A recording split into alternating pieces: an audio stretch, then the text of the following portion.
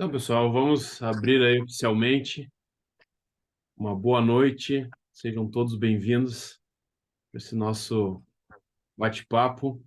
Com imenso prazer que a gente recebe hoje aí, além de três profissionais aí referência na área, são nossos ex-alunos, são nossos parceiros aí. Então, é um orgulho para a gente estar recebendo aí vocês. Vou deixar aqui o meu companheiro dessa jornada, o William Samartim, aí apresentá-los e convidar vocês também para contar um pouquinho da trajetória. Mas sejam todos bem-vindos, aproveitem aí. E quem tiver alguma dúvida, alguma pergunta, vão colocando ali no chat, né? Que depois a gente vai organizando aí para passar aí para os convidados. Fala pessoal, muito legal ver todos vocês aqui, uns rostinhos que a gente já conhece aqui de outros cursos. Hoje estamos recebendo aí o Rafael Fernandes, o Marcelo Prestes e o José Gustavo. Então, primeiramente gostaria de agradecer a vocês por ter aceitado esse convite e já passar a palavra para vocês então, para vocês se apresentarem um pouquinho, falarem para essa galera aí sobre a trajetória de vocês. A gente aí tem bastante alunos que estão começando nessa caminhada aí de trabalhar com futebol. Legal vocês contar um pouco dessa trajetória aí para a gente poder já contar aí também para os nossos alunos, para eles já verem como é que é esse processo. Convido então já o Rafael para iniciar aí a apresentação, depois vamos para o Marcelo e finalizamos com o José. Maravilha, boa noite a todos aí, obrigado pelo convite, Diogo. É uma honra aí estar compartilhando experiências aí com colegas e parceiros aí de clube, né, na jornada que a gente está aí nessa batalha há muito tempo. É, aqui no Nordeste, uma experiência nova, nunca tinha trabalhado para cá, era um desejo que eu tinha, né, dentro da minha vida profissional, era poder atuar em todas as regiões do país, faltava Nordeste. E aí, quando eu recebi o convite, exato 1 ano e 6 dias atrás, a gente ficou muito feliz e cá estamos, né, tentando reformular aí o projeto de base do esporte. E graças a Deus, com sucesso aí nesse primeiro ano aí, muito trabalho, né? Não tinha recursos escassos, né? O time na Série B, mas o presidente aí deu todo o suporte e o subsídio para a gente poder tentar fazer pelo menos um pouco daquilo que a gente acredita e que a gente acha que é necessário para poder formar, revelar, e aí a gente pode discutir aqui se revelar ou ganhar, né? Que é aquela famosa pergunta, mas as coisas estão andando bem. Um prazer aí tá aqui e sempre à disposição. Valeu, Rafael. Cortou o nosso aqui no finalzinho, mas passamos a palavra aí para o Marcelo. Bom, boa noite a todos. É um prazer estar contribuindo aí com o FuteHub, né? Que já vem uma parceria aí de algum tempo, né? Fui aluno da turma 4 do curso de executivo. É bom ver alguns rostinhos conhecidos aí na live. É um prazer estar falando com todo mundo aí. Esperamos que seja um momento de troca legal. Falar um pouquinho da minha história. Eu sou do interior do estado, aqui do Rio Grande do Sul. Nasci em Santo Ângelo. Me criei em Santa Maria, me formei lá, comecei a trabalhar com futebol lá, fazendo estágio no futebol e diversas coisas que a gente faz no processo de formação nosso, né, como profissional, onde fiz treinador, diversas funções, desde treinador, preparador físico, a todas elas que tu possa imaginar. E em 2018 eu recebi o convite para vir trabalhar no Inter como treinador da categoria sub-9 e desde 2018 me encontro no Internacional, hoje como coordenador do departamento de iniciação, onde do retorno da pandemia a gente tem feito um trabalho de retomada dos processos e na busca pela qualificação e para que a gente possa crescer como clube. Eu acredito muito que a iniciação tem papel fundamental e hoje mesmo falávamos isso quando conversava com o Rossato sobre um assunto. O Rossato, quando eu entrei no Inter na época, trabalhava na iniciação e fez um trabalho muito bom dentro daquilo que o clube podia oferecer.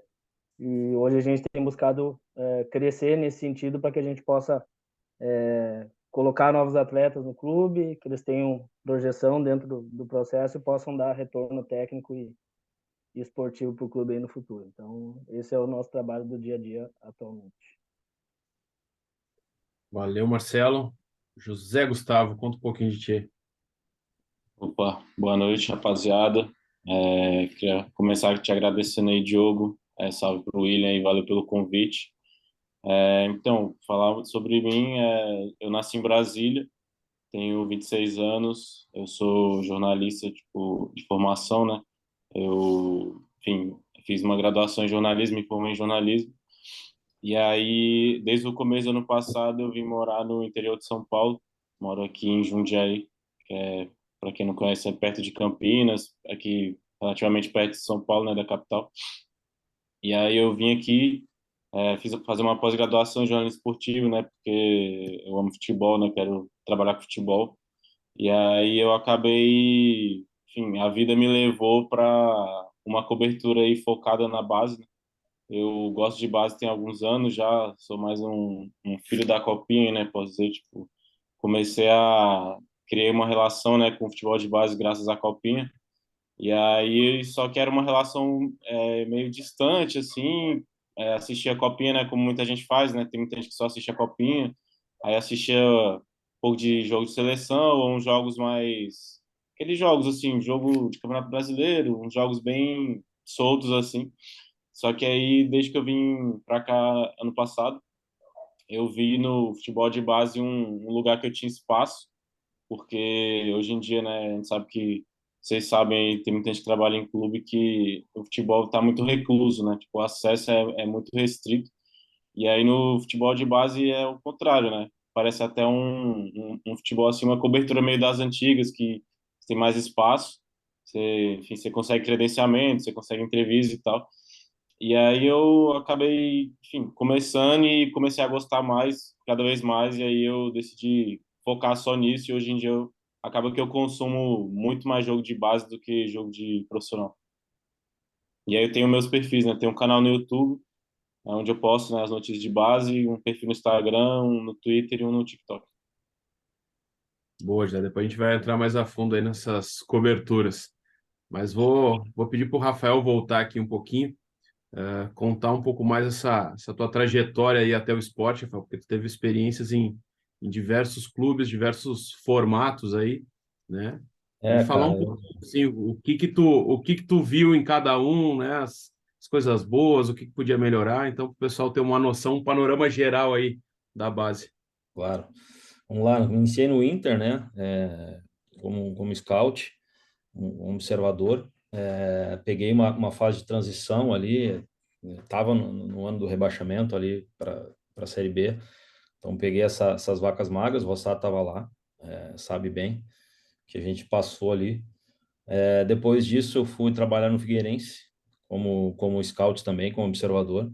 E aí o Figueirense foi um clube menor, né, cara? Um clube na época migrando para a SAF, né? Na real não existia a SAF, era um clube empresa, uma espécie de joint venture com um pessoal de fundo de investidor de fora, meio que um piloto aí para o que vinha acontecer. Mas era um conto, né? Aquilo não funcionou muito bem. Teve vários profissionais que foram para lá junto com a gente. Na real, a gente formou um time muito forte, né? Tinha Felipe Gil, Fábio Matias, Carlos Leiria, Chip, o, o, esqueci o nome do outro observador que estava comigo lá. Então, foi um projeto muito audacioso dos caras, mas que naufragou financeiramente, né? O pessoal que veio de fora não conseguiu trazer o recurso e acabou que não dando certo. Depois eu saio dali e vou para o Vila Nova, em Goiânia, onde aí eu já parto para a área de gestão, né? Que eu assumo a categoria de base do Vila também. Uma nova gestão do Hugo, que está lá até hoje, do presidente Hugo, que se encontra lá numa remodelação, reestruturação do clube como um todo, né? E ele focou muito na base e na estrutura. E eu acho que ele está tendo êxito na questão estrutural. A base está muito forte lá, o pessoal tá dando um retorno, um trabalho muito bacana. É mais uma região muito rica de jogador, né? Onde eu vivencio o Centro-Oeste como um todo, já tinha vivenciado no Inter, né? Eu tinha sido observador do Inter lá em Goiânia, então já tinha esse relacionamento lá com o pessoal, mas é uma região muito rica de jogador. É um celeiro, né? Eu sempre costumo falar Aqui no esporte, eu só boto um observador na região Nordeste e um de fora que eu centralizo lá em Brasília, não em loco, porque a gente não tem esse recurso ainda, mas uma ligação direta nós aqui com o pessoal de lá, pelo o nível de talento que tem naquela região. E aí eu saio do Vila, recebo um convite de um grupo investidor para fazer um levantamento no ABC de Natal, para fazer meio que uma consultoria para o pessoal, onde já estavam planejando de ir à SAF. A gente faz isso durante 6 meses, no fim não é aprovado pelo conselho do clube, e a fusão não acaba não se concretizando, e eu acabo indo para a Ferroviária de São Paulo, em Araraquara, onde também assumo a gestão da categoria de base da Ferroviária. E aí volto a falar, né, que eu queria estar um pouco em cada região. São Paulo, obviamente, era um lugar que eu gostaria de trabalhar pela riqueza de talento, pelo número de jogos, pelo número de equipes, né, pelo nível de competitividade que tem lá. E realmente é muito diferente de tudo que possa imaginar a nível Brasil. São Paulo realmente está um patamar acima pela federação que apoia muito e valoriza muito o futebol de base lá. Saindo de lá, vou para o Juventude, também num projeto de reestruturação do Juventude. O presidente Pioneiro, que estava lá na época, me convida. E aí fico pouco tempo e acabo recebendo o convite do esporte aqui para vir para cá, num projeto muito audacioso do presidente. E graças a cá estou, né? Há 1 ano e 10 dias, basicamente. Tá, graças a Deus, as coisas estão andando bem, tá dando tudo certo. A gente montou um planejamento muito audacioso aí para o ano que vem. Esse ano, um pouco audacioso, não tanto, mas algumas coisas andaram bem aí, como o calendário de competições, né? Inclusive, estamos indo daqui umas 3 horas para Portugal, onde a gente vai disputar uma competição em Algarve Sub-19. Então, as coisas estão indo muito bem aqui, graças a Deus. Basicamente é isso aí, um pouco resumindo. Já vou aproveitar e avisar o pessoal que nós vamos ter que liberar o Rafael aí um pouquinho mais cedo, porque senão ele vai perder o embarque aí. Mas aproveito, Rafa, para a gente falar um pouquinho como é que é a estrutura hoje de base no esporte, com as categorias, comissões técnicas, staff, tudo. Como é que é essa tua estrutura hoje? Então, a gente chega aqui, cara, no final em outubro do ano passado. Ela tinha as comissões completas, né? Mas a estrutura muito castigada, um CT onde tem base profissional junto, mas totalmente devastado na parte da base. O profissional se mantinha num nível ok, né? Não, ainda não bom, mas ok. A base muito ruim, totalmente deteriorado. As comissões completamente defasadas, um pouco treinando na ilha, um pouco treinando no CT, meio que sem processo, sem um destino, né, sem um norte, pouca estrutura física de salas, de processo interno mesmo, era tudo muito solto, não tinha um departamento de captação, não tinha um departamento de performance, não tinha nada. Tinha uma pessoa que comandava, um supervisor e as comissões soltas, né? Tinha um sub-14 aqui que era aleatório, que era simplesmente para alocar um filho de um diretor, que tinha categoria. Para ter uma ideia, quando eu chego aqui tinha 18 diretores políticos, 18. É um cenário muito complicado, né? E uma das minhas ressalvas para vir foi que não, né? Não tem como tu trabalhar com 18 diretores políticos, é impossível, não vai dar certo nunca. Um era contador, outro era carpinteiro, outro era médico e eles queriam entender de futebol. Então, muito complicado. E aí acaba que a gente consegue, né? O presidente ele baixa uma norma aqui no clube e determina que só existe um vice-presidente de futebol de base, que ele determinou uma vice-presidência. E então só tem uma pessoa e eu como executivo da base, mais ninguém. E aí as coisas começam a fluir, né? A gente monta um organograma, consegue recursos. Eu costumo dizer que para a gente formar jogador a gente precisa de 3 coisas, né? Estrutura física, profissionais de qualidade e competições de alto nível. E aí a gente começa a estruturar pelos profissionais, a gente vai entendendo o que tinha em cada setor, tira aqueles que a gente acreditava que não estavam num nível ok e começa a reestruturar. Eu vou dar um exemplo claro, assim, eu chego no DM da base, tem um médico lá, ele devia ter uns 78 anos, mais ou menos, ele está há 10 anos no clube, eu chego na sala, ele está fumando cigarro de chinelo de dedo, atendendo os meninos. Esse era o nível de comprometimento que tinha aqui dentro do esporte na base. Então, realmente muito defasado, profissionalismo zero. E aí a gente tem que começar do zero tudo, desde a base, desde o do básico, do básico, do básico, até conseguir trazer um profissional que nem o Thiago Largue para assumir o sub-20, que é um cara realmente de outro nível. Eu acho que a gente conseguiu agregar um valor técnico com esse cara absurdo, assim. Ele está 2 meses aqui com a gente, que ele já conseguiu passar para todos nós aqui, é algo que ninguém tinha vivenciado aqui na base, e os meninos estão conseguindo absorver, e obviamente que a gente consegue atrair recurso e atrair todos os tipos, todo qualquer investimento que a gente vá pedir para a presidência tem um respaldo maior por causa do nome do Thiago, né?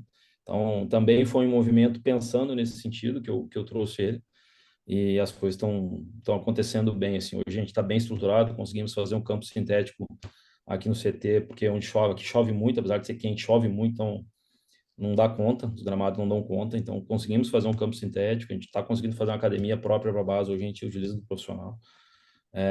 Estruturamos um departamento de performance exclusivo para a base, hoje tem um médico que é exclusivo base, ele fica full time, ele é o meu coordenador de performance de saúde aqui. Aí conseguimos montar fisiologia, fisioterapeutas, enfim, hoje as coisas estão andando bem. Calendário de competições também não existia, jogava Pernambucano e se classificasse para a Copa do Brasil era isso. E esse ano eu consegui aí que a gente colocasse o esporte em inúmeras competições nacionais, internacionais. Acredito que já montamos, né, o calendário para o ano que vem e ficou bem legal, assim. Então, conseguimos duas convocações, né? Fazia alguns anos que não tinha convocações do esporte para a seleção. Conseguimos 2006 aí, primeira no meio do ano foi 2, o Lima continuou, hoje está na Copa do Mundo, é o lateral direito titular da seleção lá na Copa do Mundo Sub-17. Então, as coisas estão caminhando devagar aí, eu acredito que aquilo que a gente fala, né, é médio e longo prazo, mas tá indo no norte bem, tá caminhando legal. E quantas categorias são, Rafael? Sub-13, 15, 17, 20. Começa aí a transitar o futsal, né, que é muito forte aqui, o nosso futsal do sub-8 até o sub-12, e a gente faz bem essa transição, que também era uma coisa que estava duas coisas distintas, a gente consegue agregar e trazer eles aqui para dentro, mas ainda é uma vice-presidência independente, ela é uma vice-presidente de esportes olímpicos que cuida do futsal, mas a gente conseguiu trazer e fazer uma transição bem legal, assim. Então, hoje faz parte aí do desenvolvimento o futsal até chegar no campo. É o campo, com certeza. Legal, Rafa. Chamando aí então o Marcelo para bater esse bate-papo aqui, queria que tu contasse um pouquinho sobre como é a estrutura aí do Inter para as categorias de base. Recentemente aí fizemos uma visita no CT de Alvorada, mas queria que tu contasse um pouquinho aí sobre a estrutura que o Inter tem aí para as categorias de base. Bom, falando um pouquinho da estrutura aqui do Inter, acho que o clube passou por várias mudanças recentes, assim, né, e que foram causando diferentes consequências, né? Então, para quem é daqui de Porto Alegre e conhece um pouco da, da história aqui da categoria de base do Inter, né? As categorias de base e a escola rubra sempre foram muito fortes e eram todas no entorno do Beira-Rio, né? Tudo funcionava ali junto ao profissional, nos campos que, que ficavam no complexo ali do Beira-Rio, né? E a partir disso, na reforma da Copa do Mundo, que iniciou ali no ano de 2011, 2012, o Rossato pode me corrigir, a categoria de base se deslocou para o CT em Alvorada, né? A partir disso, houve uma série de modificações, né? O CT que era do antigo RS, né? E aí, a partir disso, a gente acabou iniciando um processo de modificações que, chegando mais próximo para a gente não perder muito tempo, no pós-pandemia, quando retomamos no pós-pandemia, os treinamentos e atividades, todas as categorias foram realocadas para o CT de Alvorada, né? Antes a gente tinha uma separação entre as categorias menores e as categorias maiores, e isso muito consequência dessas mudanças que ocorreram no processo de base do clube. E desde 2021, quando a gente retomou no pós-pandemia, todas as categorias hoje de base do Inter treinam dentro do CT Alvorada, né? Desde a sub-8 até a sub-20, onde todo o processo formativo ali faz parte do complexo, né? Foi feita uma reforma estrutural, a estrutura estava um pouco defasada, isso no geral, né? E a partir disso a gente também conseguiu dar uma importância boa para a iniciação, que, como eu falei anteriormente, acredito ser um ponto importante num projeto de base que pense a longo prazo, né? E a partir disso, também, além da infraestrutura, também a gente conseguiu melhorar o calendário competitivo, que concordo com o Rafael aí, acho que é um ponto importante, né? De ter investimento do clube para que as categorias possam estar jogando em diferentes níveis, né? Sejam competições estaduais, nacionais, internacionais, o que for possível, né?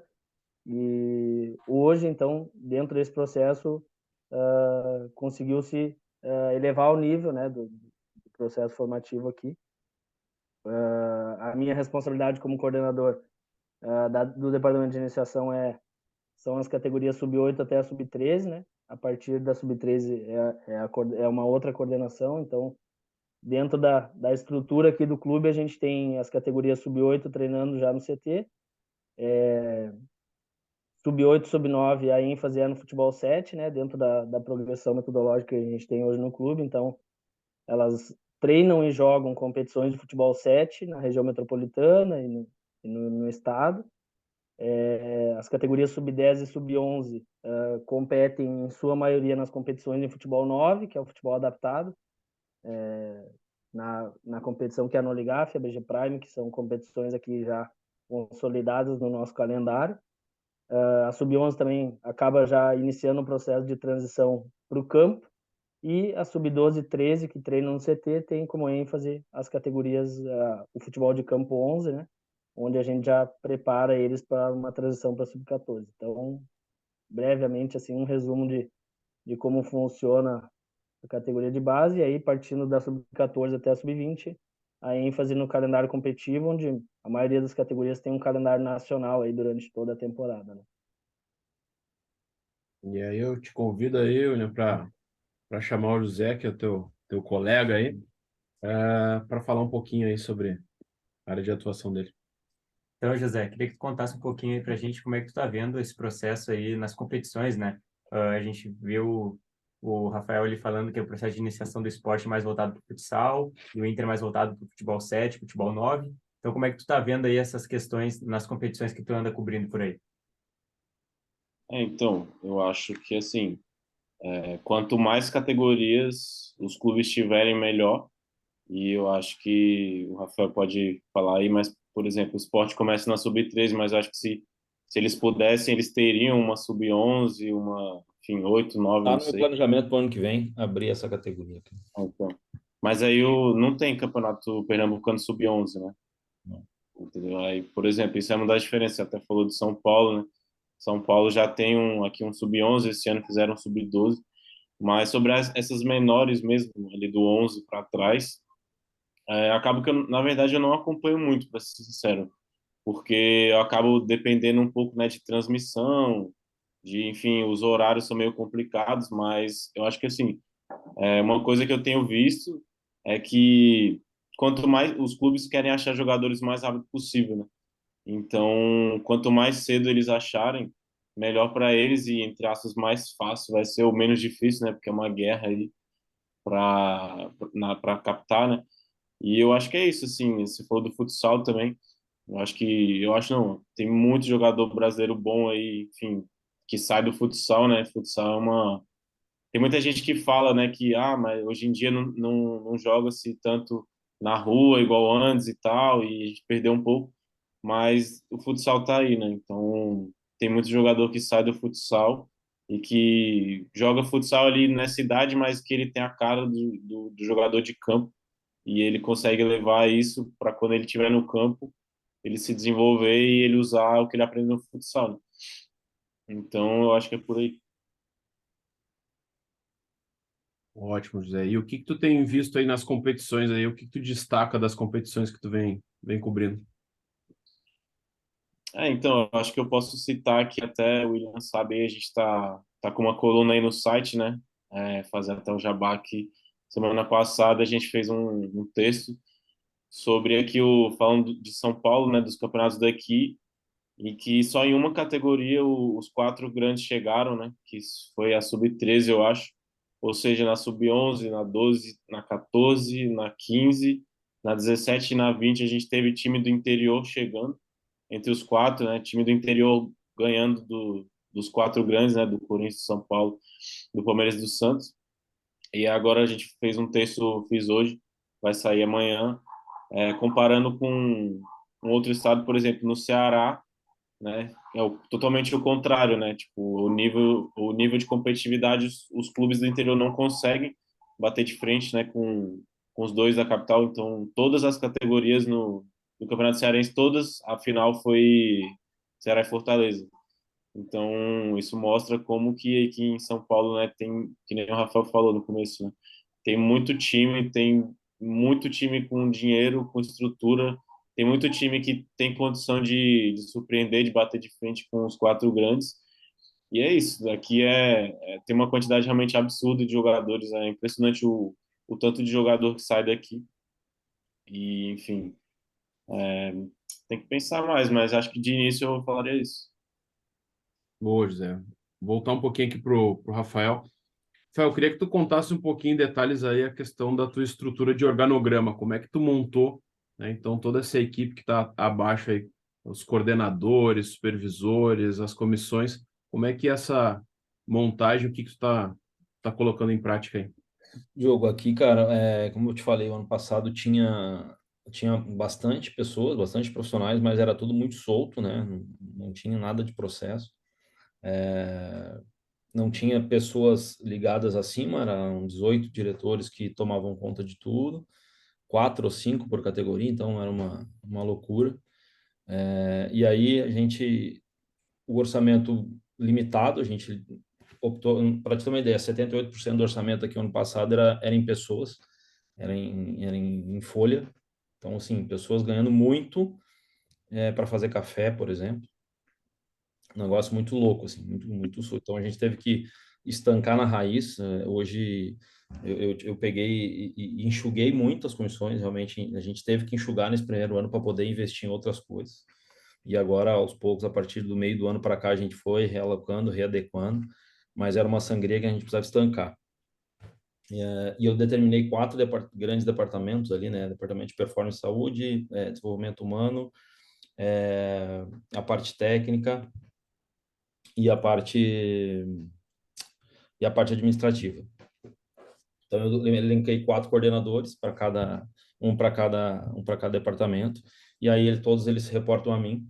E a gente criou processos organizacionais e processos internos que a gente consegue se falar de uma maneira muito bacana. E abaixo de cada uma eu coloquei Performance Saúde, o Dr. Fittipaldi, ele fica como coordenador geral de toda essa parte médica, de transição, de fisioterapia, de fisiologia, de nutrição, fica tudo. A psicologia, ele fica com um braço nele e um braço no desenvolvimento humano, então a gente desenhou bem específico isso. A gente não colocou coordenadores por categoria, eu tenho só 3 supervisores, né, pelo orçamento limitado, então eu coloquei um para cada 2 categorias e o outro fica mais na parte administrativa, questão de contratos, de memorandos para o financeiro e controle de prestação de conta. E aí coloco a Patrícia, que é a nossa assistente social, ela é coordenadora do departamento de desenvolvimento humano, onde eu tenho uma psicóloga e mais 3 estagiários, e uma assistente social e uma pedagoga. Então fica bem enxuto, né? Aí eu tenho as minhas comissões, elas são divididas, por exemplo, o meu preparador físico 17 é o mesmo do 13, e o meu auxiliar da sub-20 ele é o treinador da 15, o preparador físico da 15 é o preparador físico da 20. Então, para eu poder estancar isso, eu tive que pegar profissionais e fazer dupla jornada, né? E fazer com que também eles vivenciassem o clube, foi uma estratégia que eu usei, porque estava muito solto, né?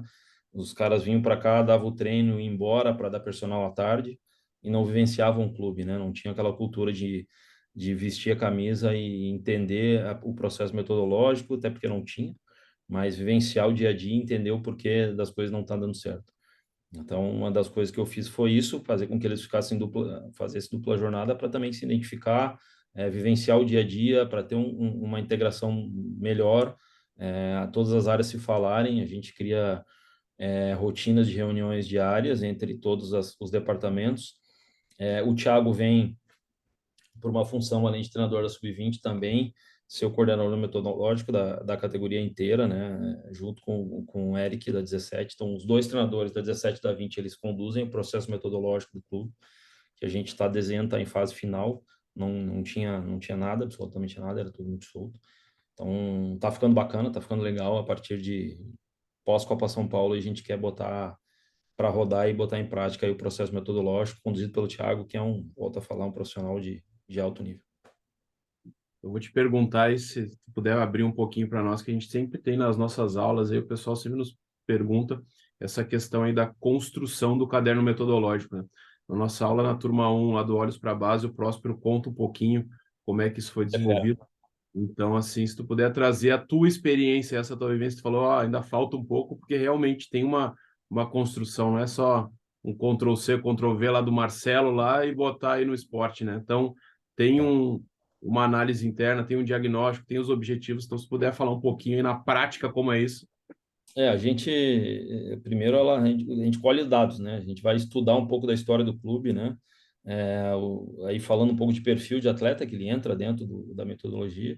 Vamos estudar a história do clube, né? O que os atletas que se destacaram na história, por posição, perfil de cada um, a história do clube, o que a torcida pede dentro da Ilha do Retiro, né? Que é muito particular. Para quem já veio aqui, sabe que é uma atmosfera diferente. Isso aqui ferve, independente, para ruim e para bom.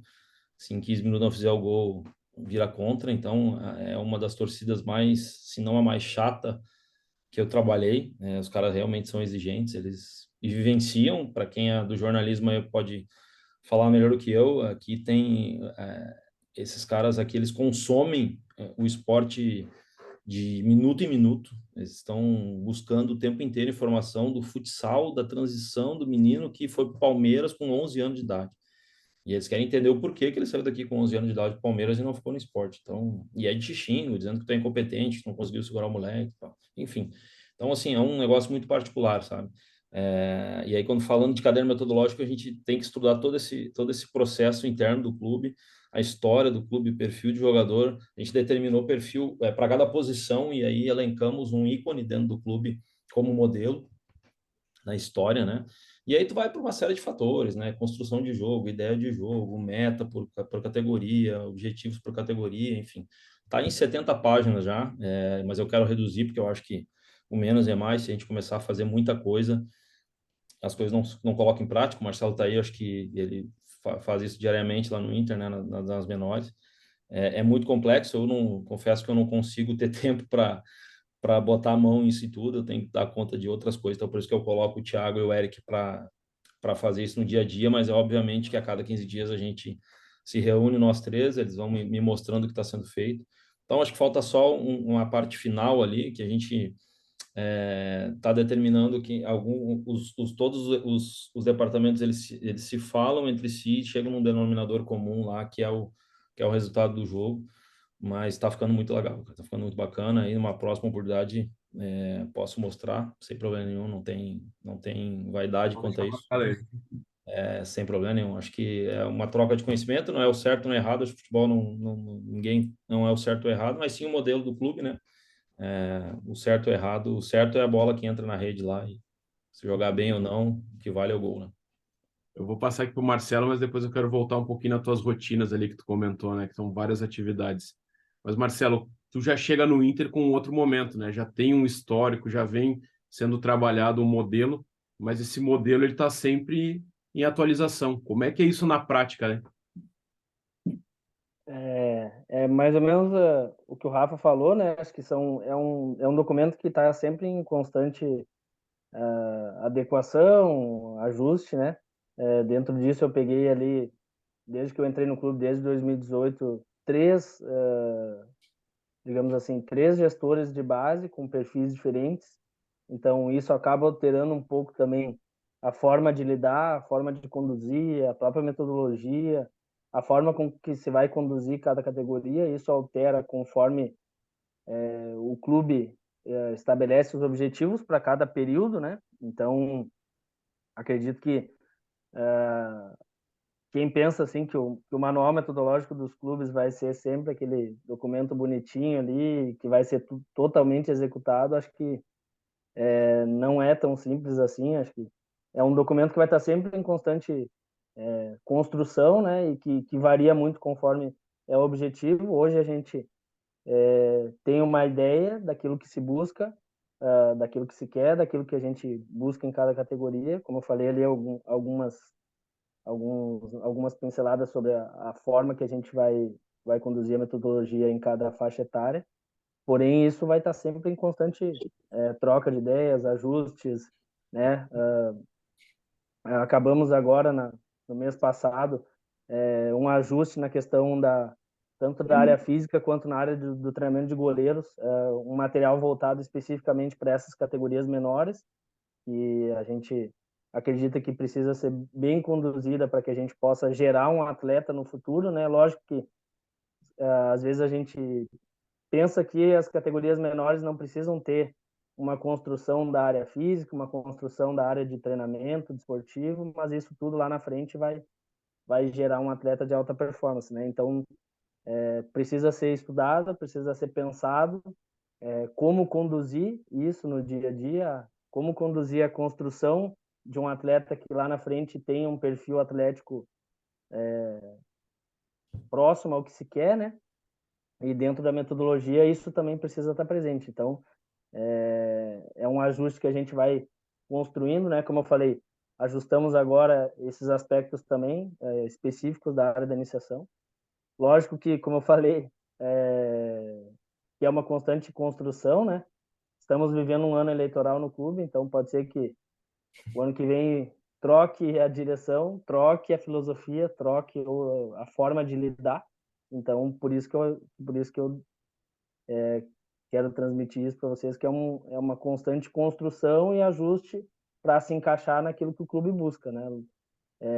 Muito mais fácil seria trabalhar num ambiente que fosse claro e nítido realmente o que se quer por 20, 30 anos. Acho que eu li a reportagem semana passada, né, falando sobre essas diferenças políticas e na parte de gestão dos clubes, né? Existem clubes na Europa que o gestor da base está lá há mais de 20 anos, quase 30 anos, o mesmo gestor, o mesmo condutor, a mesma filosofia, né? Aí são vários exemplos aí de Barcelona, Atlético de Madrid, são vários clubes que foram mantendo uma solidez no processo, né? E aqui no Brasil a gente tem essa inconstância que muitas vezes acaba fazendo com que nós que trabalhamos no meio, aí o Rafa deve ter vivido muita coisa aí também, assim como os outros profissionais que estão aqui na live, precisamos estar sempre preparados para adaptar aquilo que a gente busca como ideal em cima daquilo que o clube busca, né? E aproximar isso para atender as demandas e aquilo que a gente vai ter como objetivo. Tem que estar preparado, né, Marcelo? Infelizmente é o mais comum aí no futebol, esses altos e baixos, essas alterações. Mas eu acho que reforçamos aqui que essa questão da metodologia, do caderno metodológico, ele é um trabalho que ele continua, né? Ele é um organismo vivo aí dentro do clube, vai sendo, né, atualizado aí dia a dia. Então, apesar do trabalhão que é, né, para montar ele inicialmente, depois ele continua sendo atualizado.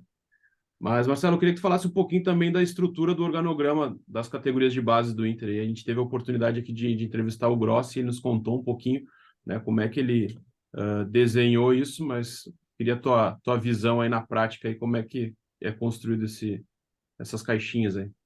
Uhum. Bom, acho que a entrevista do Grossi aqui no Futebol foi muito boa. Ele pôde explanar aquilo aquilo que ele pensa e aquilo que ele montou como ideal, né? Parte muito desse pressuposto que o Rafa falou sobre a divisão de áreas, né? E ele estabeleceu coordenadores específicos para cada área. Então, eu sou coordenador da iniciação, tenho o coordenador da análise de desempenho, que está aqui na live, eu vi agora há pouco o Antônio Gabriel. Tem o coordenador de performance, que é o David, então aí tem a coordenação de alojamento, tem o coordenador metodológico geral, que é o Valdemar, tem o coordenador de captação, tem o gerente administrativo, tudo isso, né, são mais áreas que eu vou esquecer aqui, mas são várias caixinhas, lógico, é uma estrutura maior, com uma complexidade maior em termos de gestão, isso tudo linkado à parte gerencial, né? E aí são três vias de lideranças maiores, né? Que é o Gustavo Grossi, que é o diretor desportivo, o Raul Facchini, que é o gerente administrativo, e o Felipe de Oliveira, que também participou aqui dos eventos do FootHub, que é o diretor geral, né? Que é um cargo político. Então, são três esferas de poder, digamos assim, que comandam todas essas caixinhas, onde abaixo de cada área existem ali as suas subdivisões, né? Com as devidas responsabilidades e objetivos para cada área, e cada coordenador se remete a esses gestores, onde a gente deve buscar cumprir aquilo que se busca dentro do projeto do clube. E falando um pouquinho do meu organograma, né? Eu tenho, como coordenador, eu tenho abaixo, tenho dois supervisores, o Luiz, que está na live aqui também, e o Flávio, que são dois supervisores que auxiliam e constroem junto comigo o processo de condução do departamento no dia a dia. E abaixo existem as comissões técnicas, né? Então, a comissão da categoria sub-8, sub-9, da categoria sub-10, sub-11, sub-12, sub-13, onde a gente tem aí por categoria uma média de 3 profissionais que atuam no dia a dia: treinador, preparador físico e treinador de goleiros, e fora toda a área de apoio do clube, que hoje posso dizer que a gente tem uma área muito boa, que nos auxilia muito, né? Então, a gente tem assistente social, linkada diretamente à iniciação, a gente tem a pedagogia, a gente tem a nutrição, a gente tem a psicologia, a área médica, né? Toda linkada também, nos auxilia muito, sempre com massagista, com fisioterapia, com todo o departamento médico à disposição. Então, são áreas que interagem diretamente e nos auxiliam muito no trabalho, né? Porque a gente vê hoje no futebol profissional a importância que tem dos aspectos extra-campo, e eu posso dizer que hoje, se eu fosse trabalhar num contexto onde não tivessem essas áreas de apoio, acho que teríamos bastante dificuldade assim, em identificar muitos problemas, porque muitas vezes o desempenho do atleta dentro do campo tem relação com muitas coisas que estão acontecendo fora do campo, e essas áreas de apoio que hoje a gente possui aqui no clube, que estão linkadas à área técnica, nos auxiliam muito nesse processo, e nos trazem uma qualificação muito grande no trabalho do dia a dia. Boa, Marcelo. José, vou te pedir licença, eu vou voltar para o Rafael aqui, que o nosso tempo tá terminando com ele. Eu vou pedir para ele contar um pouquinho como é que é a tua rotina aí, Rafael, como é que é esse contato. Tu falou um pouquinho aí dos formatos de liderança, das reuniões, né? Como é que é o dia a dia aí do executivo da base no esporte? Apagar incêndio, é só isso, basicamente. É o mesmo. Brincando, cara, é insano, assim. Eu até tava falando ontem, não, sexta-feira, eu tava conversando com o Thiago, até na reunião que a gente bate papo lá. Não é nada fácil, né? O pessoal fala, pô, cara, profissional. Eu falei, profissional é realmente, teoricamente, mais fácil, né? Que são 33 jogadores, 33 empresários e mais 20 staff. Aqui a gente trata com 150 jogadores, 150 pais, 150 mães, 150 empresários, e mais 20 e poucos aí de staff. Então, é realmente uma rotina que é cansativa, ela é maçante, né? Não dá para dizer, mas é gratificante, porque é a cachaça que a gente escolheu do futebol aí, e a gente não cansa nunca, mesmo sendo maçante, é gratificante demais. A gente, na semana passada, teve a oportunidade de ser campeão sub-17 aqui em cima do Náutico, um jogo bacana na final aí, e ali a gente consegue enxergar o quão é gratificante todo o trabalho que a gente faz ali. Mas, cara, é basicamente as reuniões a gente faz uma questão de 2 a 3 semanais, com a parte técnica, com os supervisores, a parte administrativa, né, com a parte de performance ali.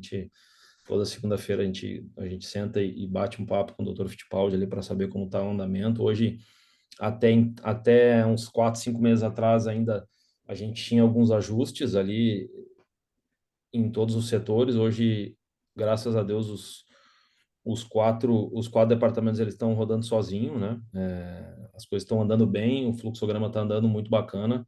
Hoje, redondo, assim, conseguimos desenhar vários processos que as coisas não precisam mais do meu check, do meu aval ali. Elas já vão sozinhas e as coisas já entraram num ciclo que já tirou um pouco do peso, né? Antes eu chegava às 7 e saía às 6, 7 do clube, resolvendo problema.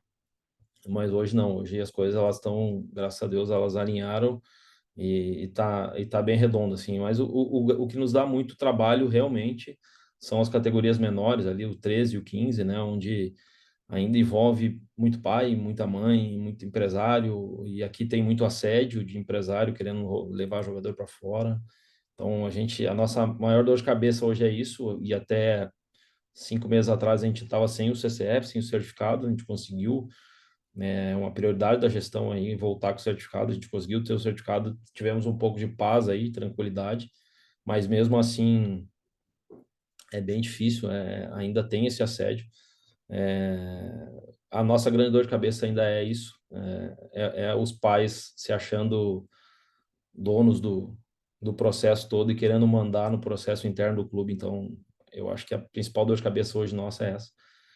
O ganhar ou perder faz parte do futebol, né? Do outro lado também tem um time que tá lá querendo ganhar, principalmente nas categorias um pouco menores ali, ela para nós ainda não faz tanta diferença. A gente tem que ter convicção naquilo que a gente tem trabalhado, e não perder o foco. Hoje eu falei com os meninos do Sub-15 em relação a isso. Acho que o Rossato lembra bem da geração 2001 do Inter, eu citei esse exemplo, eu cito sempre.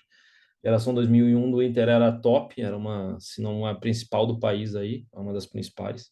Ganhava tudo. Todo mundo dizia que os 15, 18 meninos aí da 2001 ia virar em altíssimo nível. E aí, se contar no dedo aí, 4 ou 5 chegaram no futebol no nível alto. E aí muito se perdeu por causa do ego individual, do pai, da mãe, do empresário que atropelaram o processo. Então a gente tem que ter muito cuidado em relação a isso. Não é muito fácil, não é muito difícil, não é muito fácil, é bem difícil esses meninos se perderem em relação a isso. E aí cabe nós, gestores, poder segurar e tentar controlar até onde a gente consegue. Mas imponderável a gente não tem.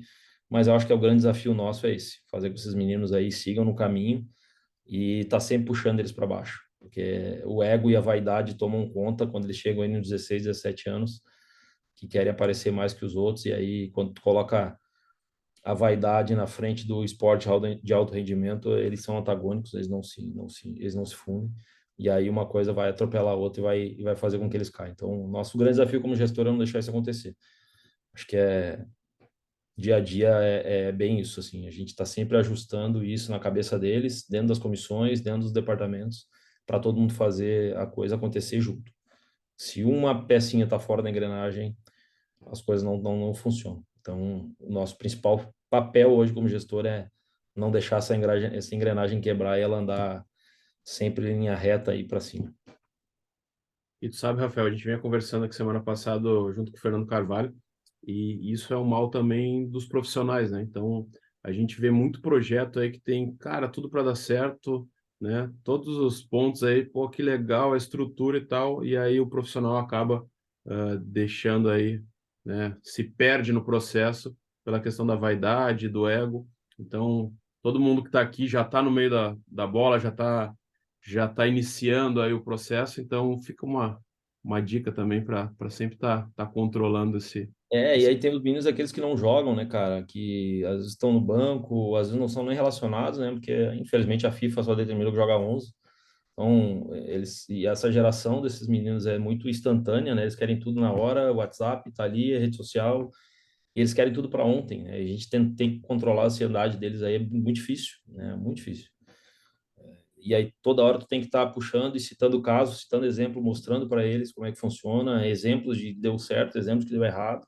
Você tem exemplo do Johnny hoje lá, inclusive eu falei com os meninos, 2001 era reserva aí, na época eu estava no clube, era meia atacante e era sempre reserva, não jogava sempre, depois começou a jogar, o Fábio puxou ele para volante e hoje ele está aí como titular absoluto do clube, talvez seja vendido, não sei como é que tá, mas era o que estava falando, então é um menino que perseverou, teve pezinho no chão, trabalhou, humilde, foi, chegou. E tinha outros naquela geração que eram os caras, os badalados, estavam sempre jogando, e as coisas não andaram como todo mundo imaginava.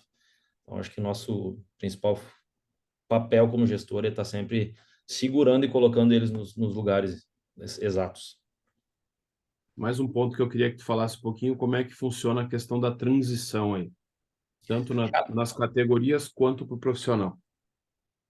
Das categorias, a gente controla muito bem, né? A gente tem hoje aqui, de média, 30, 31 atletas aí nas categorias 13, sub-15, sub-13, sub-15. Na 17, na 20, eu vou botar, o ano que vem a gente já vai baixar para 28 com os goleiros. Então, ela tá bem legal, assim. A gente conseguiu montar um sistema que elas vão subindo homogeneamente. Então tá bem bacana. A do profissional ela é um pouco mais delicada, como em qualquer outro clube, né? Aqui não é diferente. Mas hoje o esporte aí, no último estudo que eu fiz, a gente só perde para São Paulo e Palmeiras. Em número de jogadores da base profissional, a gente tem 37% do elenco do profissional jogador da base aqui. Então, é um número muito alto, né? Se tu pegar em percentual, a gente é o primeiro, mas pelo número de atletas, esses dois clubes estão na frente, porque tem um elenco maior, tem uma quantidade maior. Então, o processo aqui é bem legal, né? O Jorge está no profissional, a gente tem uma relação próxima de muito tempo, né? Desde a época de Inter aí. Então, a gente conseguiu equalizar muito bem essa transição. Hoje a gente se fala 2, 3 vezes por dia, a gente fica nos mesmos CT, então a gente almoça junto, a gente está toda hora trocando ideia e ele perguntando como é que tá as coisas. O Anderson, que é o treinador do profissional, também está sempre envolvido no projeto, no processo ali de base, quer saber o que está acontecendo. Acompanhou de perto a última copinha, né? Então saíram inúmeros atletas ali da última Copa São Paulo que desembarcaram direto no profissional. Hoje, inclusive, tem um titular absoluto que é o Fábio, o volante, que está muito bem. Então, essa transição de base para profissional, ela está andando relativamente legal, assim, eu acho que ainda pode melhorar, pode, mas ela está bem encaminhada aí perante aos outros clubes, eu acho que a gente está um passinho na frente. Vou aproveitar aqui para fazer uma pergunta. O João Marcelo mandou aqui no chat. Boa noite, gostaria de saber como o jurídico do clube vê essa questão da dupla jornada dos profissionais. Isso no futuro não poderá ser usado em uma ação trabalhista. Como é que tu conseguiu estruturar aí essa escala de trabalho aí? A gente conseguiu fazer um contrato, obviamente que eles têm CLT, todos eles são remunerados via CLT, e a carga de trabalho deles é 8 horas diárias, né? Quanto a isso, zero problema, não tem problema nenhum. Obviamente o clube dá todo o suporte aqui de transporte, ilha CT, almoço, janta, lanche, então tá tudo muito bem amparado quanto a isso, zero problema. É uma rotina de trabalho como qualquer trabalhador normal de 8 horas diárias. Perfeito. Vou aproveitar para abrir aí para uma pergunta antes de liberar o Rafael aí para a viagem. Alguém gostaria de fazer alguma pergunta?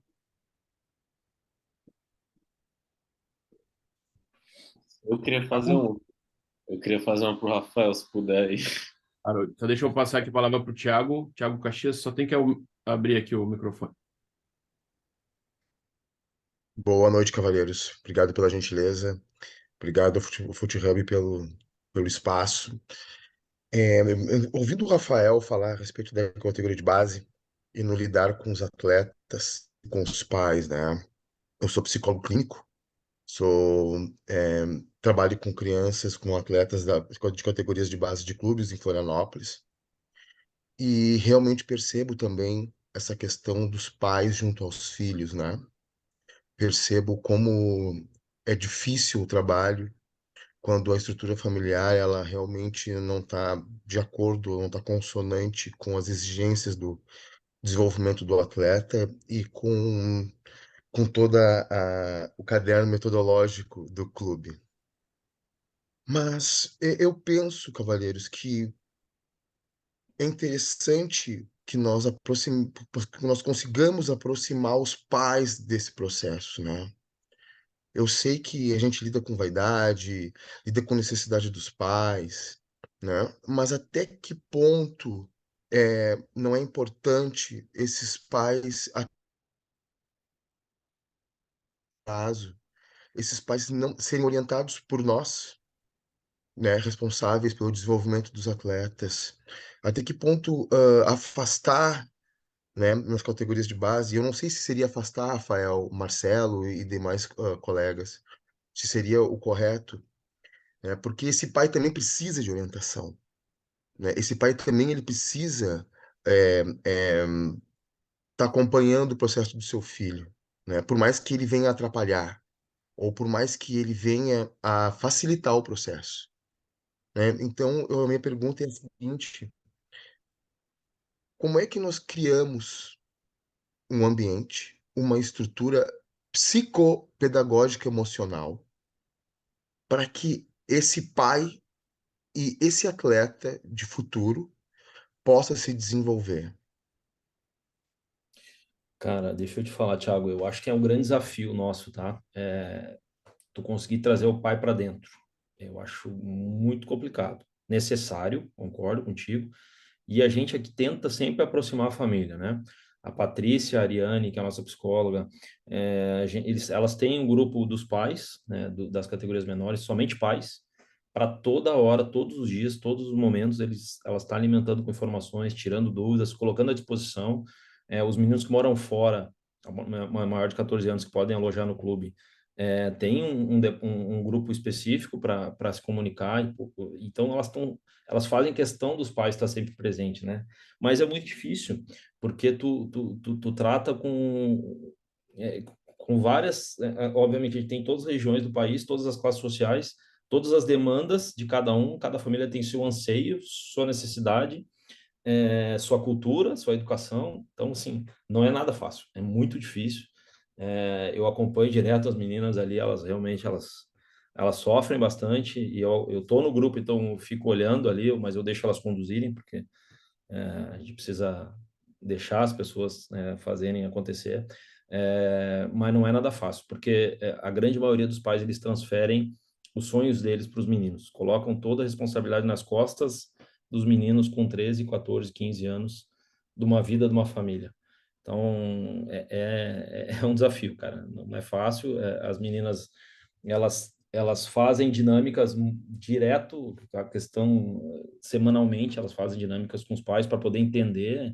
Obviamente que tem todo um protocolo ali que elas estudam as famílias, elas preparam para fazer um trabalho individual com mini grupos. Então, eu acho que precisa sim trazer os pais para dentro, fazer eles entender o processo, mas é bem difícil. Não vou te dizer que é fácil, porque não é.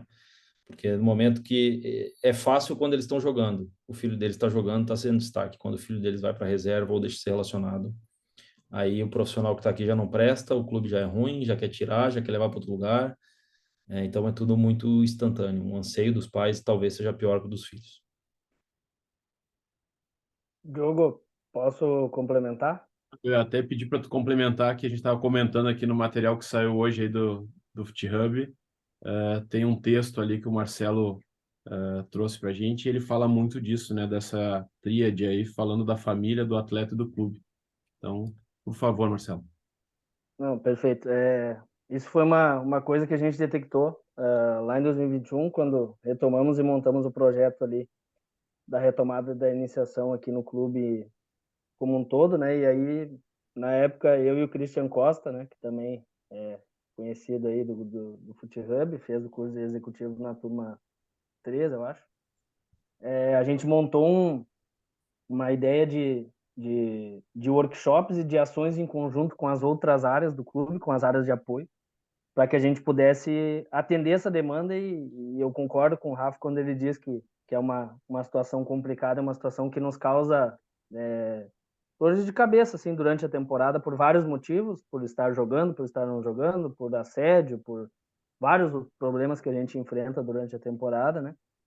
Então, desde 2021 a gente tem feito aqui na iniciação um workshop anual trazendo os pais de cada categoria para escutar um pouquinho das áreas, né? Escutar um pouquinho de como conduzir os aspectos nutricionais dos atletas, os aspectos sociais, a psicologia, a assessoria de imprensa faz uma palestra bem legal falando sobre como utilizar as redes sociais,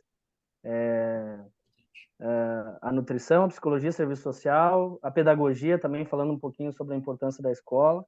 e a gente sempre tenta transmitir também um pouquinho de como funciona a área técnica e como é um processo a longo prazo. Então, nesse ponto, a gente tem tentado fazer isso. Além desse workshop anual que é feito geralmente no meio da temporada, onde a gente já pega ali, digamos assim, as categorias já com uma formação maior, né? Porque e vão chegando meninos durante a temporada. No início da temporada, na reapresentação de cada categoria, também é feita uma reunião onde a gente apresenta os objetivos, as competições, como vai funcionar o ano, uma ideia, né, geral de como vai funcionar as coisas dentro de cada categoria. As áreas de apoio têm feito atendimentos regulares, então os pais têm total liberdade para chamar ou a gente encaminhar como iniciação para que possam ser atendidos. Então, serviço social, pedagogia, psicologia, quando a gente detecta algum problema no menino no dia a dia, ou quando os pais detectam e nos solicitam. Então, é feito esse acompanhamento diário. Como eu falei antes ali na outra resposta, acho que isso nos ajuda muito. Muitas vezes a gente acaba entendendo como o menino não está rendendo, o porquê de ele não estar rendendo. Ajuda muito no dia a dia, na interpretação de como está funcionando cada situação.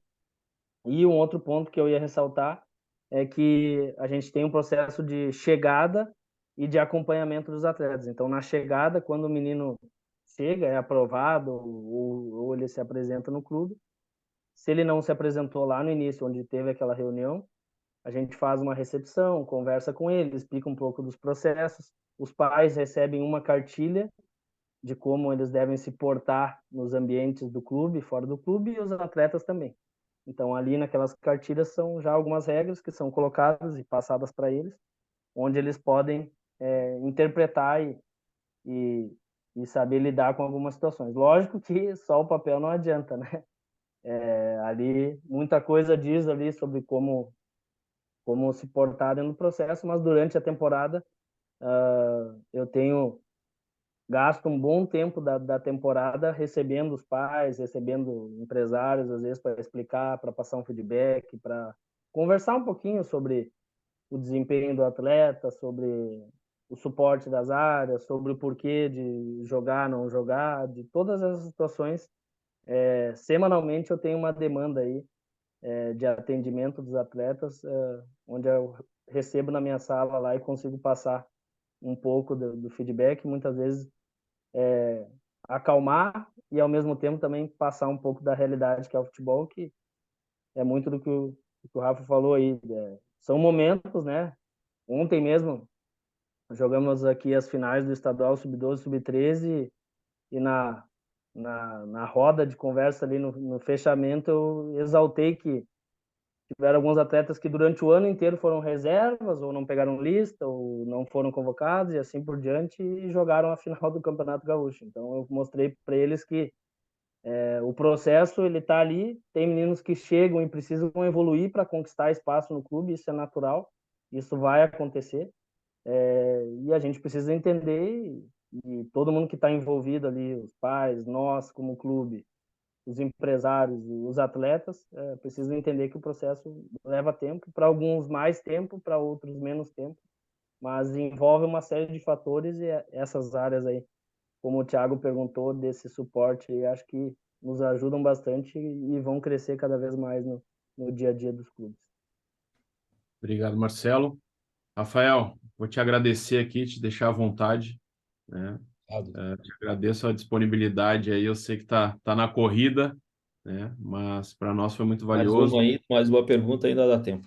Então, ó, o Eu Ricardo vi que estava no chat ali. perguntou sobre qual era o certificado que tu tinha citado, é o certificado de clube formador aí, que é feito pela CBF, né? Então, inclusive nesse módulo aí do Olhos para a Base, a gente vai ter uma aula específica sobre essa formatação, todos os critérios, todos os pontos, né? Um caderno bem rígido Criterioso. de pontos, bem criterioso. Mas vamos lá, André, faça a sua pergunta. Opa, uma pergunta rápida para não atrasar o Rafael. Rafael, saiu no dia 8 de outubro, Rafael e Marcelo. uma matéria do Hamilton dos Santos e da Heloísa Rios falando da dificuldade de adaptação dos jogadores brasileiros na Europa e que clubes europeus já explicitam que não querem jogadores brasileiros, né? Nessa matéria fala sobre isso, por conta da adaptação da língua e até, em muitos casos, do entendimento tático. O que vocês acham disso? Tem até um pouco a ver com essas perguntas anteriores, né? Em relação à formação do garoto, né? E da família como um todo. O que vocês acham disso? Cara, eu acho que é muito mais uma situação individual, cognitiva, de cada atleta do nosso país. É uma situação cultural que a gente tem aqui, que é muito difícil, né? Aqui no esporte, o que que a gente está fazendo para minimizar isso? Eu acho que vai ser muito difícil a gente eliminar. Eu acho que quase impossível, mas minimizar. A gente está fazendo um convênio com uma escola de inglês aqui, todos os atletas vão estudar inglês aqui dentro do clube. Essa internacionalização da marca que a gente está fazendo de levar o clube lá para fora para disputar competições lá não é simplesmente para ir lá ganhar, que para mim ir lá ganhar pouco importa. Eu quero que os atletas vivenciem aquilo lá, eu quero que eles visitem os lugares, eu quero que eles conversem com as outras equipes, com os outros atletas. A gente vai estar agora em Algarve, lá no hotel onde vai estar todas as delegações juntas, então a troca de experiência que eles vão ter é muito rica. Isso é o que vale. A gente vai fazer um amistoso contra o Alverca na ida, agora lá em Lisboa, e na visita lá no CT dos caras, justamente para trocar esse tipo de informação, as comissões técnicas debaterem ideias de jogo, metodologias de cada país, de cada clube, enfim, trocar esse conhecimento. Então, isso é uma situação que é muito a longo prazo, eu acho que a gente não vai conseguir mudar isso a curto prazo, mas é uma situação cultural do país que é muito difícil, né? Então, cabe a nós dentro do clube fazer até onde a gente consegue. Dando aula de inglês, dando disciplina, que eu acho que é importantíssimo, que os meninos vêm totalmente indisciplinados, muitos talvez não tenham em casa o que eles têm aqui dentro do clube, questão de alimentação, de cuidado, de carinho, né? Eles são muito maltratados, então eles chegam aqui, são igual aqueles cão raivosos que tomam porrada todo dia quando tu vai dar um carinho, eles rosnam para ti, então tu tem que estar com um carinho, com um jeito diferente de tratar. Então tem todo um contexto que eu acho que cabe a nós, gestores e educadores, fazer com que se minimize essa transição Brasil-Europa, né? A gente teve um caso aqui no esporte, o Mikael, centroavante hoje está na América, saiu daqui, foi direto para a Itália, no Salernitano, não vou lembrar o nome, chegou lá com 15 quilos acima do peso. Então, assim, é um processo muito difícil dos caras, é cultural, ele chegou lá, nunca tinha visto tanta comida, e ele conta. Então, assim, estava até no Inter aí, muito acima do peso, né? Então, é uma coisa cultural dele. Ele estava aqui ontem, até aqui aqui na Ilha do Retiro, a gente teve um Itá, ele continua acima do peso. Então, é uma cultura, é muito difícil fazer isso tu mudar, cabe a nós diminuir e minimizar esse fator, mas é uma situação cultural do país, aí não sei o que o Marcelo acha. Para complementar, eu acredito que passa muito por isso que o Rafa falou. São vários aspectos que interferem no desempenho e o trabalho diário é esse, né? A gente tentar construir um atleta de alta performance que possa desempenhar dentro do campo e entender que o fora do campo tem total interferência no dia a dia. E é uma briga porque são muitas coisas que envolvem, né? Desde a questão de quando o menino assina um contrato, às vezes acha que tá tudo bem, que vai dar certo. Gerir a carreira do atleta, hoje eu vejo uma grande lacuna ali, né? Onde muitos atletas não sabem entender o como é uma construção de uma carreira de, de longo prazo, né? Muitas vezes pensando só no curto prazo, em estar jogando, ou estar se destacando, quando muitas vezes a gente sabe que muitos outros fatores vão interferir na performance dele em alto nível, né? Então, é uma construção conjunta. O Diogo falou muito bem ali, acho que passa muito pela relação atleta, clube, família e todos os outros fatores que interferem no dia a dia, porque de nada adianta a gente, dentro daquelas 2 horas ali, 3, 4 que tiver no dia com o atleta dentro do CT do clube, procurar construir algumas coisas boas, se fora do clube ele vai fazer 1000 outras coisas ruins, né? E que infelizmente, vão prejudicar ele. Então, é uma ação conjunta, assim, entre todas as pessoas que estão relacionadas ao ecossistema do atleta ali. Cada detalhezinho vai fazer diferença para que ele possa performar no Brasil e chegar na Europa e continuar performando em alto nível. Respondido, André? Ótimo, sim, não, muito bem. Obrigado, muito obrigado. Agradeço a pergunta. Obrigado. Rafael, então, mais uma vez, muito obrigado. Obrigado pela parceria aqui com a gente. Obrigado, né, por sempre estar disponível. E quando sair esse caderno aí, nós vamos marcar aí de fazer um Claro, tá na hora. bate-papo para trazer aí todo esse passo a passo. Então, pessoal, agradeço, Rafael, e vamos seguir aqui com o Marcelo e com Obrigado. Gustavo. Obrigado, Caio. Obrigado a todo mundo aí. Quem quiser meu contato, pode pedir pro Diogo aí, que a gente está sempre à disposição para ajudar. Valeu, brigadão. Valeu, boa viagem. Obrigado, velho. Valeu, valeu. José Gustavo, a gente estava falando um pouco ali do papel dos pais nesse processo aí. Tu que acompanha, né, cobre bastante os campeonatos aí. Fala um pouquinho assim, o que que tu vê de exageros assim. Esses dias até a gente tinha uma foto aqui de um CT ali que era, são crianças, né? Então são meninos, estão em desenvolvimento, né? Então para os pais darem uma segurada aí. O que que tu tem visto aí?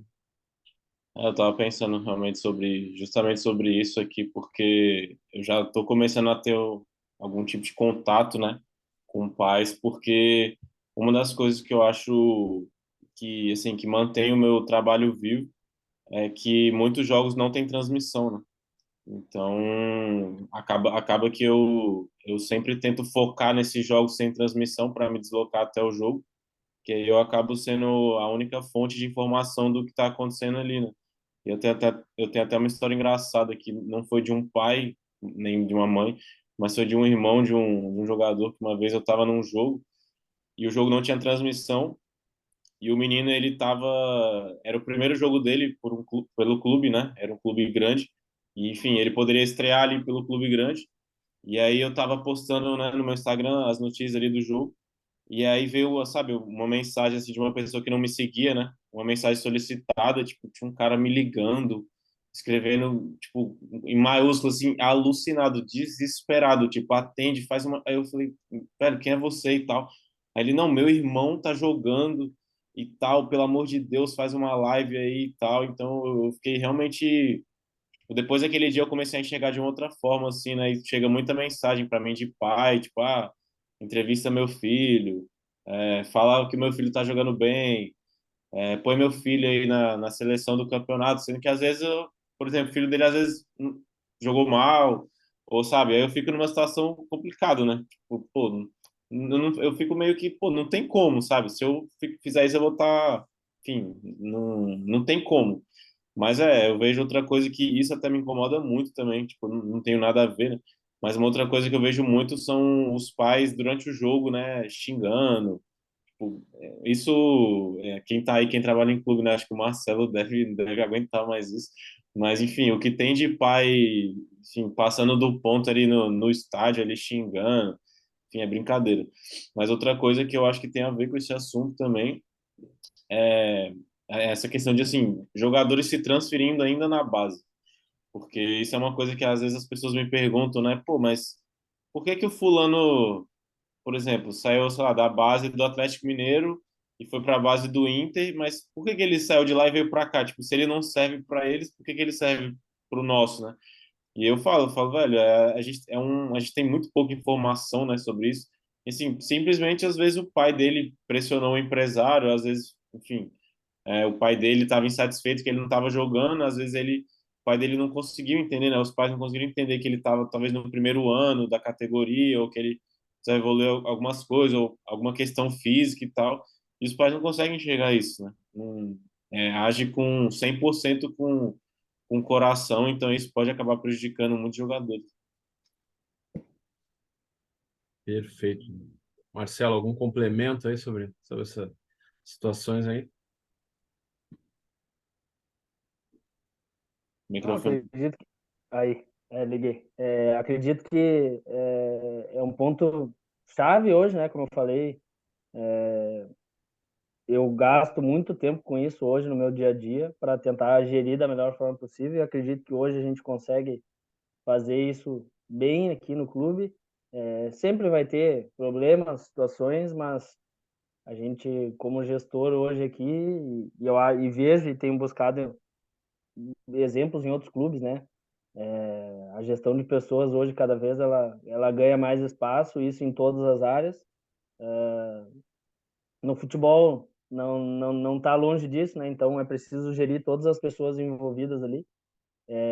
No caso dos atletas, os atletas, pais, empresários, todo mundo que está no contexto ali, assim como também é uma gestão de pessoas interna dentro do clube com todas as pessoas que se envolvem na formação do atleta, né? Mas chama atenção para o detalhe que hoje a gente precisa ter um olhar além do campo, né? Isso com certeza é o caminho do futebol. Não dá para a gente pensar só única e exclusivamente no que o menino joga ou rende, porque tem muita coisa ali que pode fazer e a gente já pode visualizar desde a iniciação que o menino vai ter um certo problema lá na frente se não tiver essa correção, da mesma forma que a gente consegue identificar ali potenciais que daqui a pouco nesse momento não estão rendendo como a gente imagina, mas ali na frente podem desempenhar. Então, o olhar como clube e como coordenação técnica, metodológica de cada clube, cada vez mais vai ter que pensar numa construção de um atleta como um todo para que a gente possa ver ele chegando lá no profissional, ver ele chegando na Europa e ficando, ver ele performando da melhor forma possível. Mas é uma construção. De nada adianta a gente pensar nisso só lá quando ele tem 20 anos, 22 anos, que aí eu acho que dificilmente a gente consegue alterar muita coisa. Mas se a gente construir isso desde cedo, um atleta completo, digamos assim, acredito que ele tem grande chance de performar em alto nível e ter uma sequência dentro do clube. Perfeito, Marcelo. Tem uma pergunta para ti aqui do Júlio César, né? Como é o processo de desenvolvimento técnico e tático dos jogadores da base? Dentro do processo, assim, cada categoria tem a sua diretriz metodológica, o seu processo, né? E dentro disso, os conteúdos que vão ser trabalhados, né? Na questão técnica, na questão tática, a gente divide em 4 dimensões, né? E são 4 dimensões onde fica mais fácil também de visualizar, que são os aspectos técnicos, os aspectos táticos, os aspectos físicos e os aspectos comportamentais. Dentro disso, além daquilo que é trabalhado em cada faixa etária, a gente tem procurado construir complementos, né?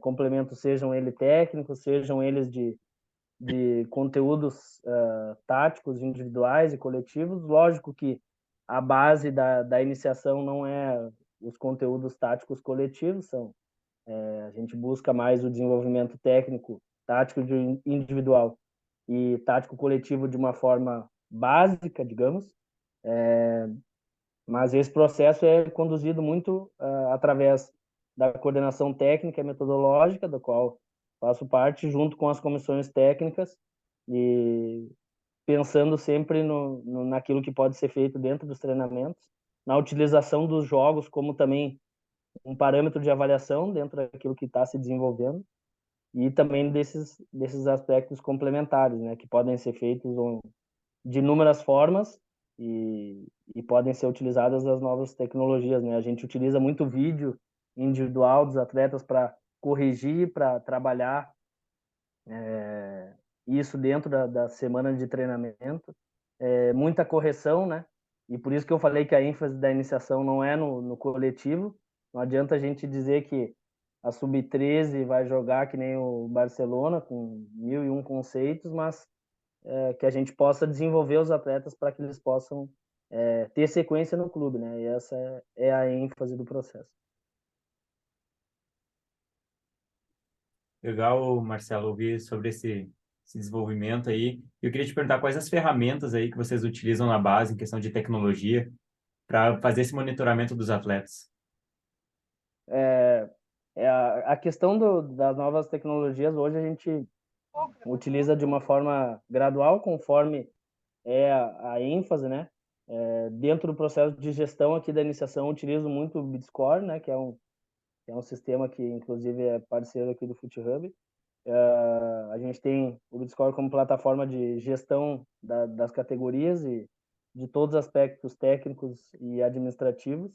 E, lógico, que no departamento de captação e de análise, existem os softwares que são utilizados específicos para cada situação, né? O iScout, todos os softwares que possam contribuir no processo.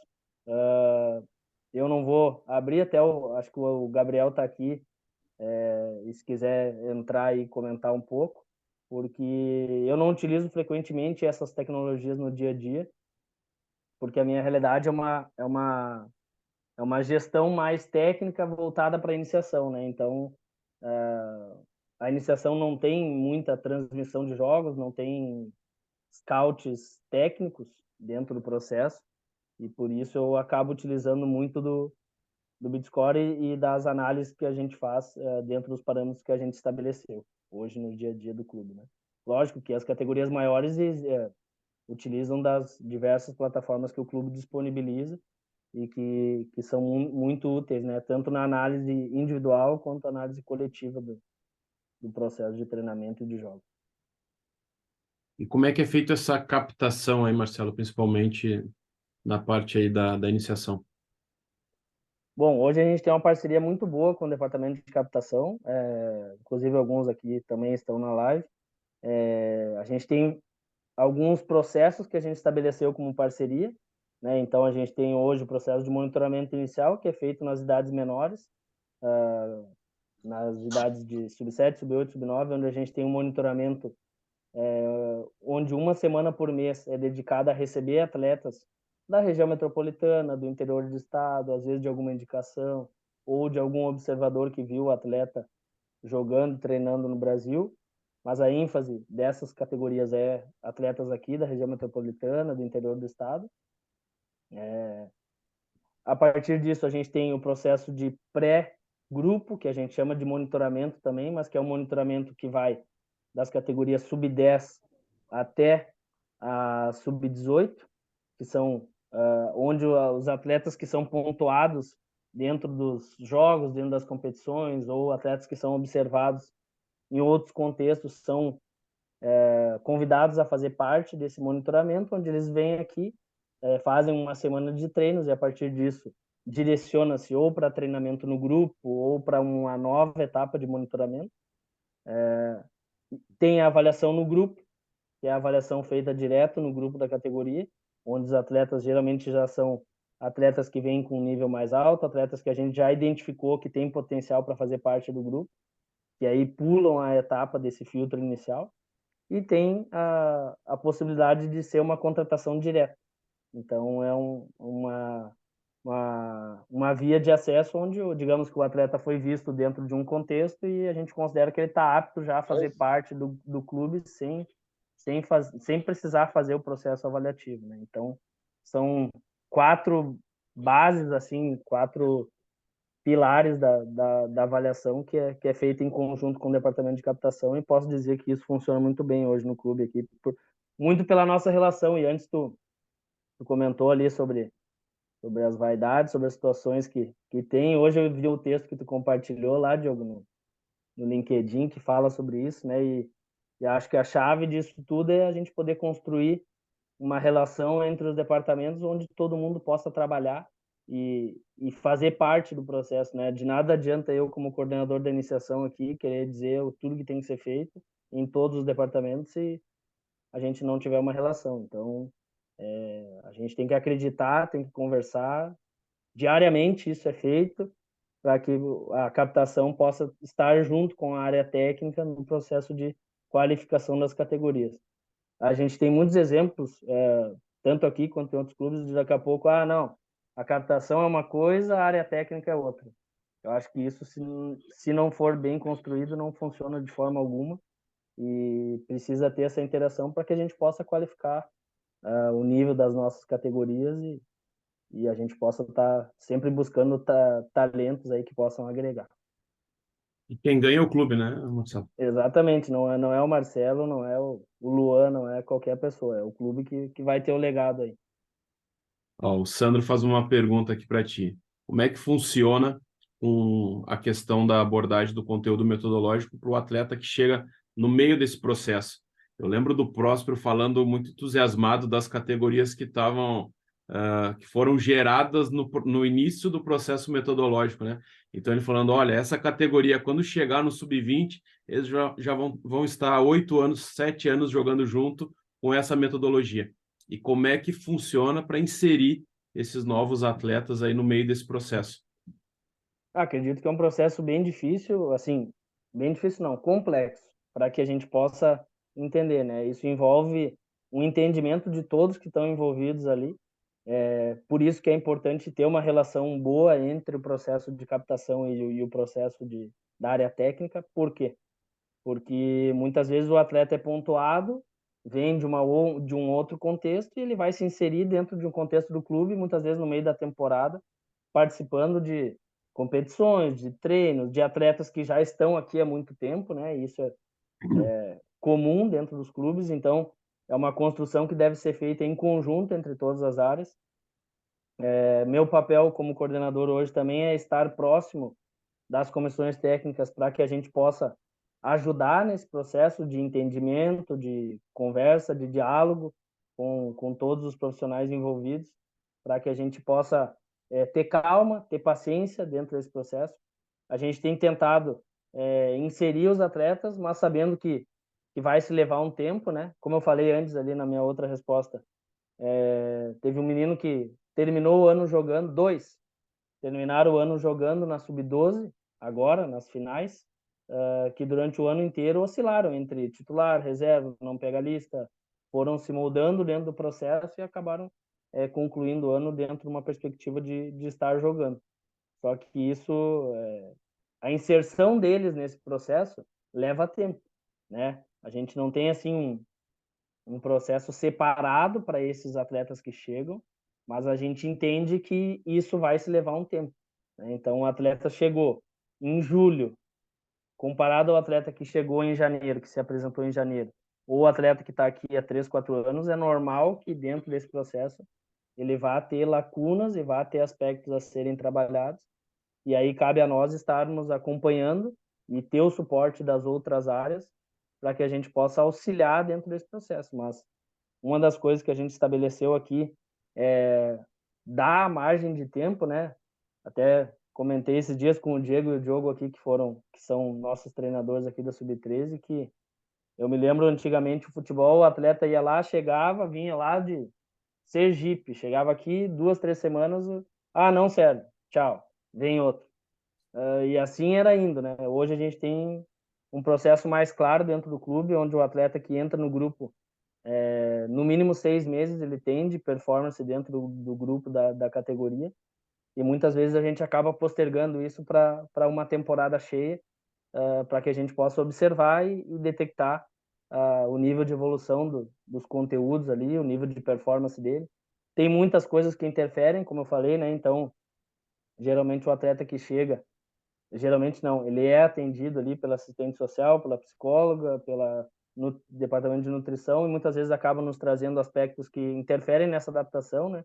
Às vezes a família se mudou para cá para treinar, mas está dormindo mal, o menino está com uma alimentação desregrada, está com aspectos ali que estão interferindo no desempenho, e cabe a nós estarmos próximos ali e podermos conduzir da melhor forma possível. Mas como eu falei, não pode ter nenhuma vaidade nesse processo ali, né? Nem nosso, da área técnica, como também das outras áreas envolvidas, porque a gente sabe que isso é um processo que leva tempo de adaptação e de desempenho ali para que as coisas funcionem.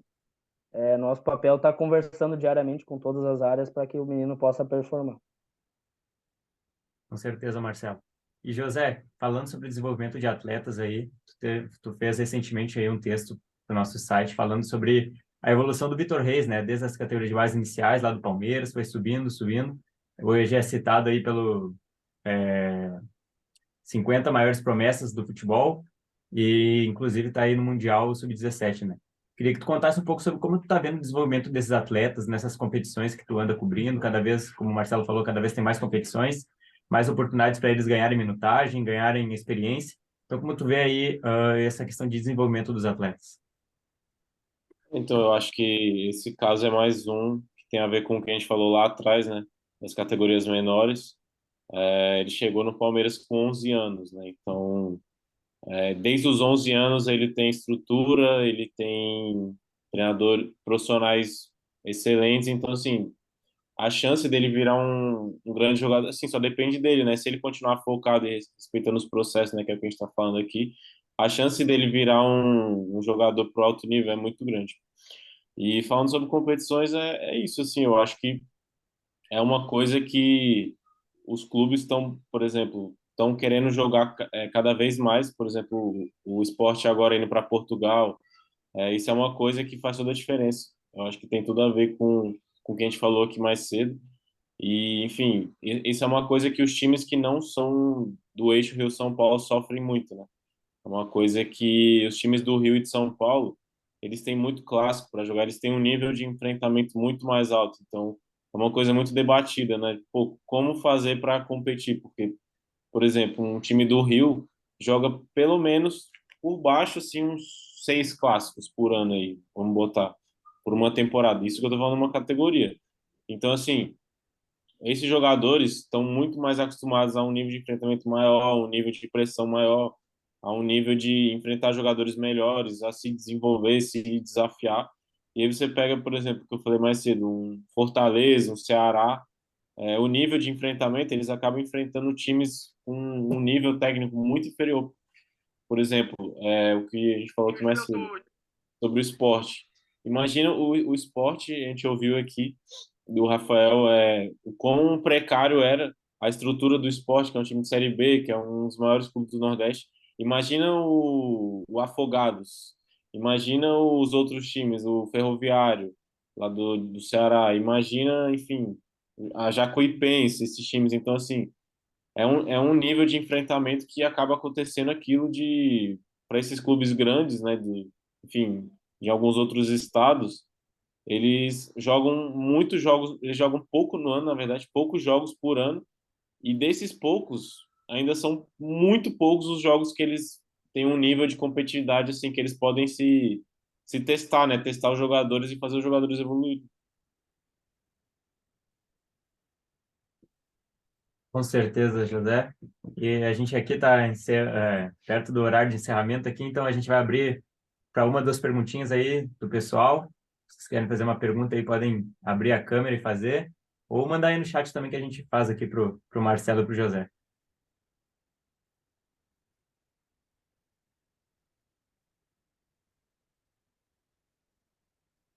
Valeu, Thiago. Obrigado aí pela parceria, por acompanhar aí. Só não tá sem O pergunta aí, pessoal tá Diogo. meio tímido. Tá meio tímido. O Álvaro não tá fazendo nenhuma pergunta. Tô até estranhando, Álvaro. É que ele me viu semana passada, ele tá tranquilo. Ele gastou todas as perguntas Já já. gastou, já. Sobre isso aí que o José falou, é muito verdade, tá? É uma briga que a gente tem aqui no clube como um todo, sobre as competições e sobre como a gente deve buscar competições de alto nível e de possibilidades para que a gente possa elevar o nível dos nossos atletas. E também acredito que montar um calendário onde a gente possa ter diferentes níveis de enfrentamento, onde a gente possa rodar o grupo de atletas também, para que a gente possa testar todos os atletas que fazem parte do grupo da categoria. E isso é um desafio porque aqui no Sul a gente acaba tendo pouca oferta de competições de alto nível, né? Então, muitas vezes a gente acaba tendo que buscar competições nacionais e outras possibilidades de competições internacionais para estar elevando o nível e é muito verdade aí o que o José falou, porque Rio e São Paulo acabam tendo uma vantagem nesse processo por estarem sempre enfrentando atletas enfrentando jogos de alto nível, e a gente pode ver pelo nível do Campeonato Paulista aí, que eu tenho acompanhado em todas as categorias, é um nível muito alto e favorece bastante ao processo de desenvolvimento dos atletas. Só acrescentar uma coisa, Diogo e William. Um dos textos que a gente fez lá no site também foi sobre os campeonatos de base da CBF, né? Que é, no caso, a Copa do Brasil e o Brasileiro. Por exemplo, se você olhar esse ano, tanto no Sub-17 quanto no Sub-20, os quatro semifinalistas foram clubes ou do Rio ou de São Paulo. Então, assim, também tá criando uma distância que, enfim, corrobora com o que a gente falou mais cedo. E até, William, você falou de seleção brasileira também, né, do Vitor Reis. É uma coisa também que os clubes eles têm que olhar com mais carinho, eu acho, e principalmente nas maiores ali, essa questão da importância e da utilidade que pode ter um torneio de seleção, sabe? Porque assim, vai chegando ali no sub-17, sub-20, tem clube que não libera o jogador e tal. E a gente vê muito torcedor também, né, concordando, falando, não tem que liberar mesmo não. Seleção não serve para nada. Só serve para machucar jogador, não sei o quê. Não quero saber da CBF, quero saber do meu clube. Mas esses torneios de seleção, eles são uma oportunidade assim, incrível para os jogadores se desenvolverem, né, jogar contra outras escolas, outros países e tal. Então tem muito jogador que às vezes ele vai para o torneio de seleção, ele pode voltar melhor, pode recuperar a confiança. Então o torneio de seleção eu acho importantíssimo. E enfim, daqui a uns anos aí, a partir de 2025, os torneios de seleção, que eu digo, a Copa do Mundo e o Sul-Americana, né, que é uma espécie de Copa América, eles vão. Na verdade, eu não lembro se são os dois, mas eu acho que a Copa do Mundo Sub-17 ela vai ser anual, que atualmente ela é a cada 2 anos. E aí vai ter todo ano, então, enfim, vão ser mais oportunidades aí da gente desenvolver os nossos jogadores. E tem uma Boa. pergunta aí no Orestes, ele mandou mais cedo, acho que a gente passou aí, Eu pulou. tô com ela aqui pronta aqui para o Marcelo. Não sei se o Marcelo chegou a ler, mas ele fala um pouco da questão da escola rubra, né? Para quem não é de Porto Alegre, antigamente a escola rubra ficava junto ali, ficava dentro do Beira-Rio, né? Inclusive eu tenho fotos, né, Marcelo, para comprovar que passei, apesar de tomar essa corneta, né? Tenho esse histórico lá, mas era a proximidade, a facilidade de chegar, né? E com a ida de toda a base lá para Alvorada, a Escola Rubra acabou tendo essa questão. Como é que hoje vocês trabalham isso? Sim, foi muito do que eu falei lá no início, né? Acho que o clube passou por uma série de modificações dentro dessas alterações estruturais que ocorreram, né? A saída ali do complexo Beira-Rio, na época foi em função da obra da Copa do Mundo, que envolvia toda a transformação do complexo do estádio, né? Com o edifício garagem e com os aspectos de segurança, onde foi tudo deslocado para o CT de Alvorada. Hoje a gente tem a Escola Rubra novamente no Parque Gigante, tá? Ela funciona diariamente nas estruturas das quadras sintéticas lá do Parque Gigante. Lógico, ela está num processo ainda de expansão, então provavelmente a gente vai crescer a escola logo na sequência dentro desse processo do dia a dia, e hoje a gente tem essa separação. O que funciona em Alvorada hoje é toda a categoria de base. Então, toda a categoria de base, desde as categorias menores até a sub-20, funciona dentro do CT de Alvorada. E no Parque Gigante, hoje a gente tem a sede da Escola Rubra, que funciona ali ao lado do CT do profissional. Então, tudo isso funciona ali.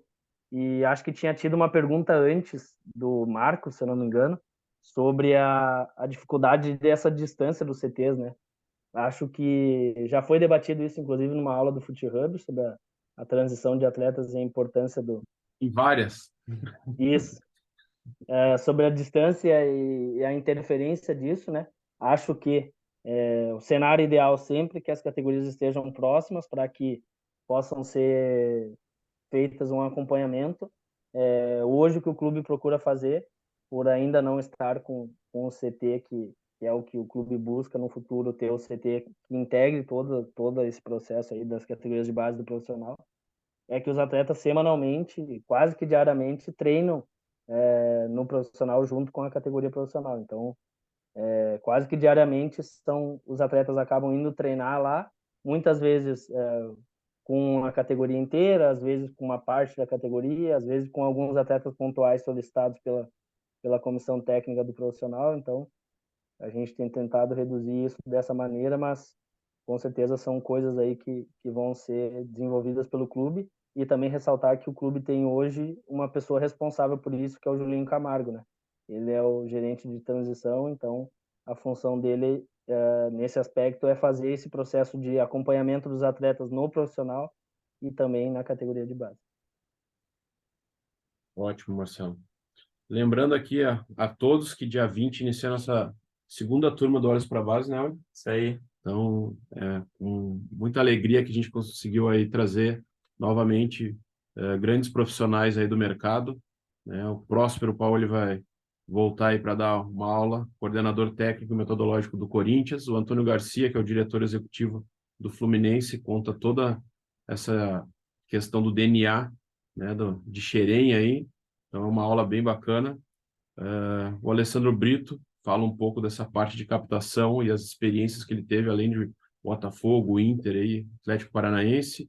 Fábio Matias, né, também foi treinador, teve passagem pelo Inter, Flamengo, e hoje é técnico do Red Bull Bragantino 2, onde faz muito essa transição do atleta para o profissional.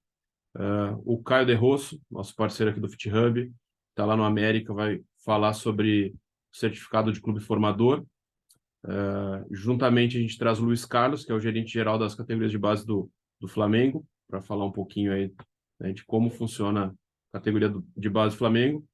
E convidamos a Rafaela Esteves, que é coordenadora das categorias de base da Ferroviária Feminino, e o Lucas Góes, para contar um pouquinho o case. A Rafaela conta aí da Ferroviária, o Lucas do projeto aí do Boston City, é um projeto novo aí que está sendo desenvolvido lá em Minas, e a gente sempre tenta buscar aí um pouquinho das referências, dos cases de vários clubes, de vários modelos, de vários formatos. Convida aí os nossos alunos, nossos parceiros, como o Marcelo, como o José Gustavo, como o Rafael, para trazer essas experiências, para compartilhar essas vivências, porque a gente acredita que tem espaço para todo mundo, tem vários modelos, não tem uma receita pronta aí para ser implantada aí na base. Esqueci alguma coisa? Não, falou tudo. Esperamos ver todos vocês aí como nossos alunos na turma 2 do curso Olhos para a Base. Até o José foi nosso aluno ali na turma 1, né, José? Se quiser dar um depoimento para nós. O Marcelo O também. Marcelo também. Então, se vocês quiserem dar um depoimento aí do curso para o pessoal ali, aquela prova real. Então, eu gostei bastante do curso. Eu lembro que uma das coisas que mais me chamaram a atenção foram aqueles momentos ali de interação, né, de sair da sala, entrar em umas outras salas menores e discutir alguns temas num número menor, né? E, enfim, as pessoas né, que vocês trouxeram para falar, só fera, né? Só é uma seleção aí, o elenco estrelado. E é isso, recomendo muito e, enfim, papo de alto nível que com certeza aprendi bastante e, enfim, posso usar no meu dia a dia algumas coisas que eu aprendi lá. E estamos aí sempre querendo aprender. Obrigado.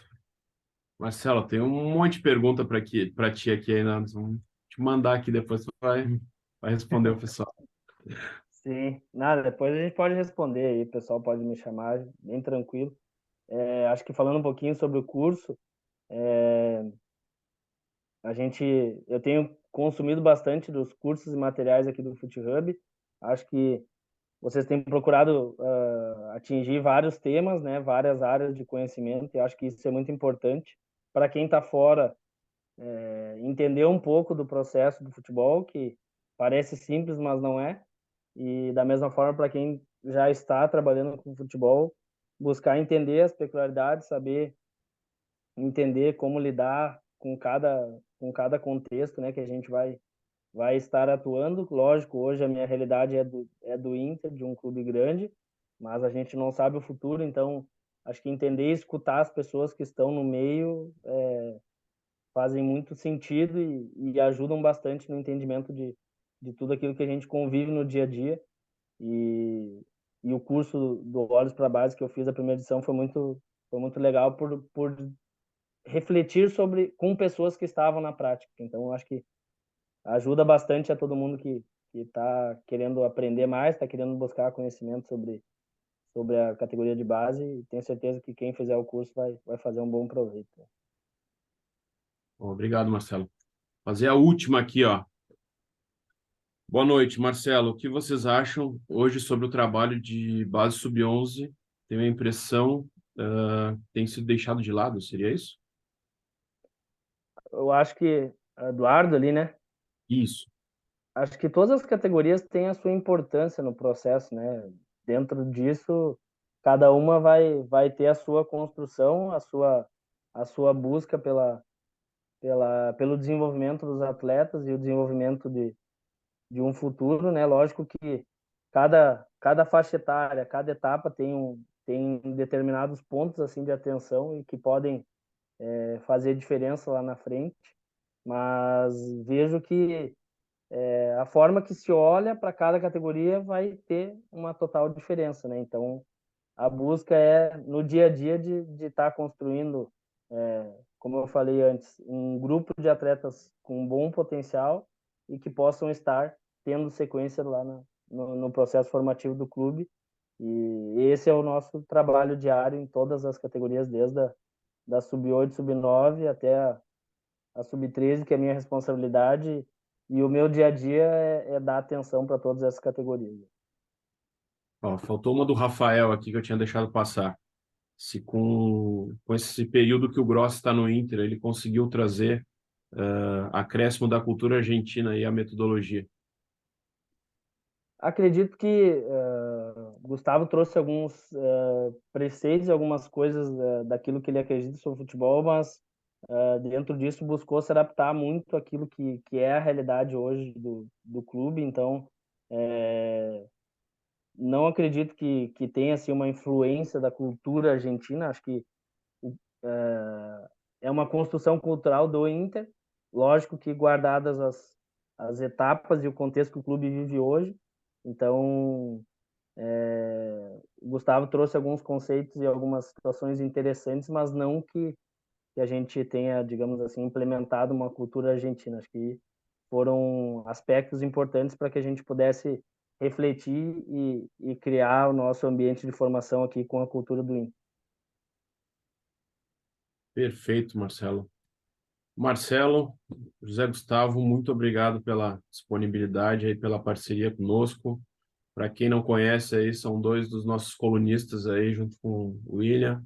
Então, estão disponibilizando bastante conteúdo aí no nosso site, participam dos nossos cursos. Então, mais uma vez aí, um prazer receber vocês, debater um pouquinho, ouvir a trajetória de vocês, as experiências, e acredito aí que todos tenham gostado.